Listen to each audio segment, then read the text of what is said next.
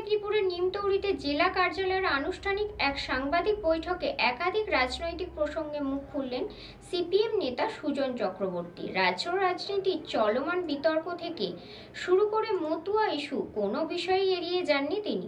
নিমতৌড়িতে জেলা কার্যালয়ে অনুষ্ঠিত এক সাংবাদিক বৈঠকে একাধিক রাজনৈতিক প্রসঙ্গে মুখ খুললেন সিপিএম নেতা সুজন চক্রবর্তী। পার্থ চ্যাটার্জি জেল থেকে বাড়ি এসেছেন, জেল থেকে তো না, হাসপাতাল থেকে বাড়ি এসেছেন, জামিন পেয়েছেন। জামিন মানুষের অধিকারের মধ্যে পড়ে। এসে তিনি মনে হয়েছে মুখ্যমন্ত্রীকে চিঠি দিয়েছেন, বাকিদের চিঠি দিয়েছেন, যাকে যাকে মনে করেছেন, যে তার ব্যাপার, এসব নিয়ে আমি কিছু বলবো না। কিন্তু মানুষ যারা বলছে যাদের চাকরি চুরি হয়েছিল তাদের চাকরি ফিরল না, কিন্তু চাকরি চোর ফিরে আসলো। পার্থ চট্টোপাধ্যায়ের রাজনৈতিক ভবিষ্যৎ তিনি বলতে পারবেন, তৃণমূল বলতে পারবে। মানুষ বুঝেছে, আমি আবার রিপিট করছি, চাকরি চোরেদের চাকরি ফিরল না, কিন্তু চাকরি চোর ফিরে আসলো। বাকি চাকরি চোররা কোথায়? তারা কিন্তু ধামাচাপার মধ্যে রয়ে গেল।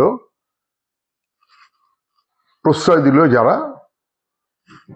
পার্থ তাদের বিরুদ্ধে কিছু বলবেন কিনা বা বলবার সাহস দেখাবেন কিনা আমি জানি না। সাংসদ অভিজিৎ গাঙ্গুলি, তিনি প্রাক্তন বিচারকও বটে। তিনি তো বোধহয় মনে করেছিলেন যে বিজেপি খুব সুখকর একটা অবস্থান তৈরি করবে এবং ওর মুখের কথায় তৃণমূলকে ঠেকাবে বিজেপি, এই ভেবে উনি বিজেপিতে গেছেন। উনি হতাশ হয়েছেন, বুঝেছেন যে বিজেপির দ্বারা তৃণমূলকে ঠেকানো সম্ভব নয়। বিজেপির নেতারা তৃণমূলের বিরুদ্ধে যে তদন্ত, সেই তদন্তগুলোকেই পর্যন্ত এগিয়ে নিয়ে যেতে চায় না। ফলে উনি হতাশ হয়েছেন এবং যা আমরা বারবার বলছিলাম সেটিং, উনি সেই সেটিংটাকেই কার্যত আরো স্পষ্টভাবে বুঝে গেছেন, মেনে নিয়েছেন। বোধোদয় হলো অনেক পরে হলো। তৃণমূলের সাহায্যেই বিজেপির সাহায্যেই তৃণমূল, সবার মাথার উপরে আরএসএস, না বোঝার কিছু নেই, সেটিং। রাজ্য রাজনীতির চলমান বিতর্ক থেকে শুরু করে মতুয়া ইস্যু কোনো বিষয়ই এড়িয়ে যাননি তিনি। এসআইআর এ সব নাকি মুসলমান বাদ যাবে, রোহিঙ্গা মুসলমান এবং বাংলাদেশি মুসলমান 1,20,00,000 নাম বাদ যাবে বা বাদ দেওয়া হবে। শুভেন্দু অধিকারী তো গলা ফাটিয়েছেন। আমরা তখনও বলেছি, এখনো বলছি, নাগরিকতা অথবা ভোটের অধিকার এই সব ব্যাপারে হিন্দু মুসলমান করাটা বিষমত, এটা কখনো করা যায় না।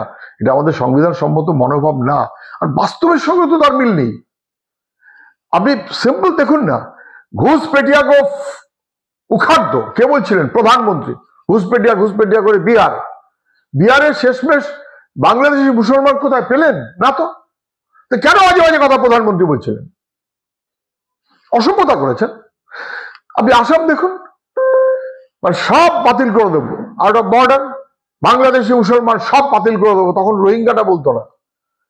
19 লক্ষ লোকের নাম এনআরসির তালিকায়, তার 70% বাংলাভাষী, হিন্দু, বাঙালি, গরিব।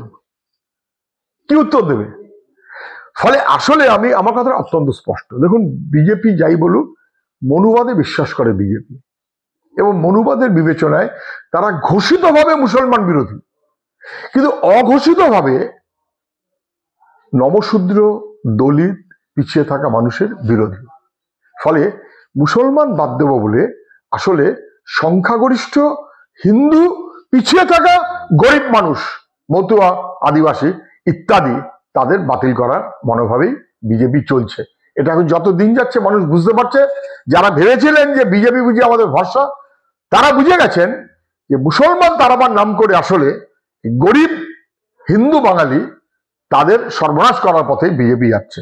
আসামেও তাই, পশ্চিমবাংলাতেও তাই। পুলক পেরার রিপোর্ট, খবর BCBS।